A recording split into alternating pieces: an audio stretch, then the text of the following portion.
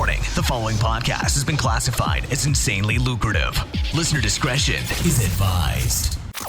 You have to be seeing what people are posting publicly, and then if they're not posting it publicly, like I mentioned, reach out to them and ask them. Your attention, please. Listening to the AM/PM podcast may cause recurring revenue streams and unfair advantages over your competitors. Other side effects may include fatter wallets, fired bosses, and longer vacations.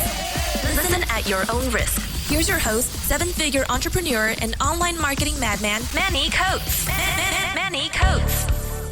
Hello, everybody, and welcome to the AM/PM podcast. My name is Manny Coates, and I will be your host, and this is the show where we discuss all things Amazon private label related and how to generate recurring revenue streams 24 hours per day during the AM and the PM, hence the name of the show.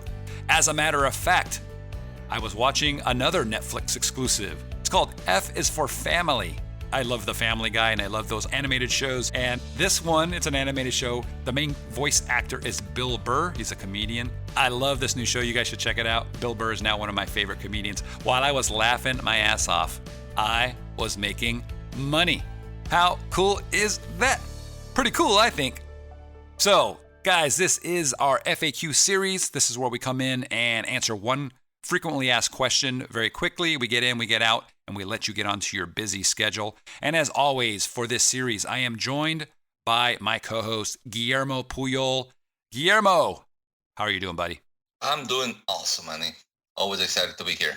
Excellent. I'm glad that you're excited. Hey, have you watched that F is for Family show? Nope. I'm actually watching an old show that I just found out about, which is Criminal Minds. Oh, my God. Super old. Yeah. But my sister was in town, and she's like, have you watched this? Like, no, I've never seen that. And she's like, you gotta. And it's actually pretty good. So I'm catching up from like season 1. And I think I have like 12 or 13 seasons to go. So. Oh my God. Like a decade worth of seasons, huh? Yep. So you're watching seasons that predate the iPhone. Like they still all have flip phones and things, right? That was actually something that my wife and I were focusing on. And we had to turn it off because it was so funny. They had the flip phones and they had the computers super dated. It was crazy to see the differences. And I was like, okay, we're going to have to look past this for this show to be good. And we haven't really focused on that since the first time we saw it. Yeah. You know, I was just reading an article and it was on Zuckerberg and Facebook, and he was talking about 10 years from now, his future by the year 2026, right? 10 years, it doesn't seem like that long ago. But if you think about it, if you go back 10 years ago, the iPhone wasn't even invented yet, right? It didn't come out, I believe, until 2007, and it didn't go mainstream until 2008. So 10 years from now, his vision is that, you know, Facebook is just going to be, you know, a platform that you can go onto, but everybody will have glasses of some kind that you can go wherever you want and communicate. Like if you're on Facebook and I'm on Facebook, we can be sitting there at a table having a coffee, and I can actually see you like as if you were there. It's kind of interesting. Yeah, I think maybe we talked about this on the podcast before, but I feel like virtual reality is cool and it has a future and it has some practical uses, but I feel like augmented reality is really going to shape up technology in the coming decade. Yeah. Because virtual reality, you're kind of enclosed within that virtual environment, so you cannot disconnect. But with augmented reality, you're actually still interacting with the real world, but you see all this virtual stuff that happens around you, and I think that has huge potential.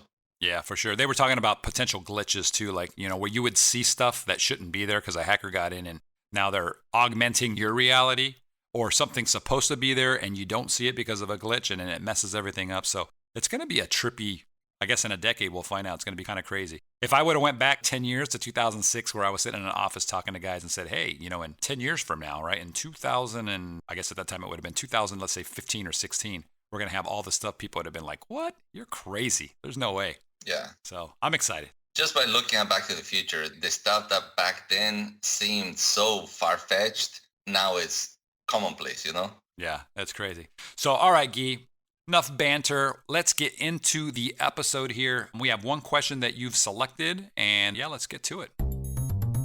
So in this one, also comes from the Amazon FBA High Rollers group on Facebook. You can find that by going to ampmpodcast.com/Facebook.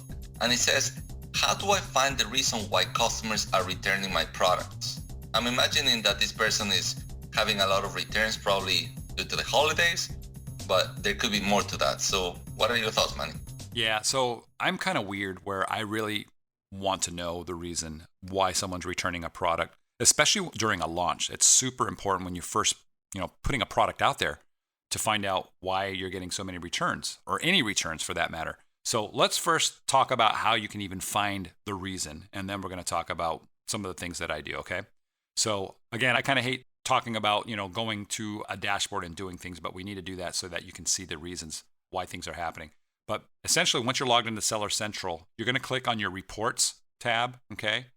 And once you go to Reports, you're going to see Customer Concessions, okay? This is going to be on your far left. There's a column. It'll be about your fourth section down. You'll see Customer Concessions.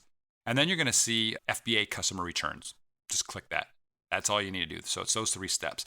Once you're in there, you'll see the reports. You can select dates and do whatever you want. But this is the report that I use to see why people are returning things. It's also the report that we use to actually track all the returns, the reasons for those returns. And if something is reported as defective or damaged, then we keep track of those, and we have our suppliers actually credit us for those units. Okay, because if somebody's saying, hey, the product came damaged, or it's not working, it doesn't turn on, it doesn't do whatever, then our supplier will actually replace that the next time we place an order. So that's cool. And we've had a lot of units over the course of the year, because we do such high volume, where they've actually given us, thousands of dollars worth of product. So it's important that you do this. If you're not doing this with your supplier, you can do that. They should be able to honor a system like that. One thing I should mention, if you're doing that, do that on a monthly basis. Don't do like we did, where we waited like half a year. Can you imagine?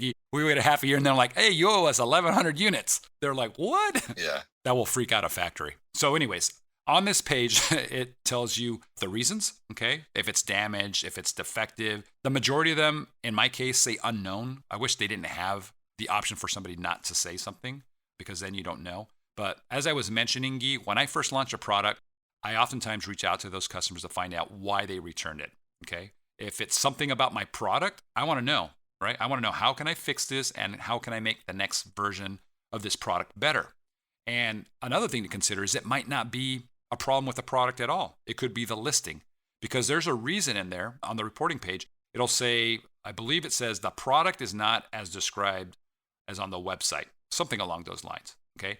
So if you see that, then something's going on, right? People are expecting this and they're getting that. It's not the same thing. And that's why they're reporting that. So you might have a listing issue. You're going to have to go in and check it out. But for me, I like to reach out to my customers about that order and try to help them. I want to find out if I can help them with why they returned it, and then find out the reason. Now, Amazon doesn't allow you, their terms of service doesn't allow you just to contact their customers and bother them for whatever reason. It's got to be related to the order that they made with you. In this case, it is, so I feel like I'm okay there. And I should mention, Guy, that most users don't respond back to me when I do this, but some of them do, and it gives me an idea of what the issue is, especially during the launch. And it tells me potentially about a problem that I didn't even know that I had. You know what I mean? Yeah, I think it's important to pay attention and kind of feel the pulse of the launch. If something goes wrong, you can actually correct it if you're paying attention, but you could get surprised with negative reviews.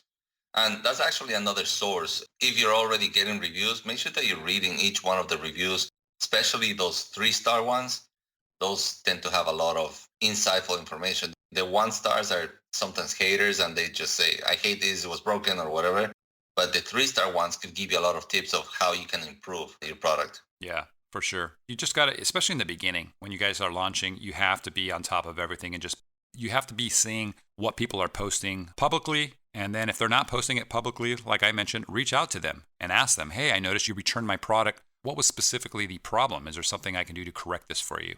And then people will say, oh, yeah, the product came and blah, blah, blah, and whatever it is. And you just got to take notes and fix it for the next time. So guys, we're going to have, the steps that I just talked about, where to click and where to get this report. It's going to be in the show notes. So you don't have to write this down right now if you don't want to, but that's where we'll have it. And Guy already mentioned you can go to our FBA group, our Facebook group.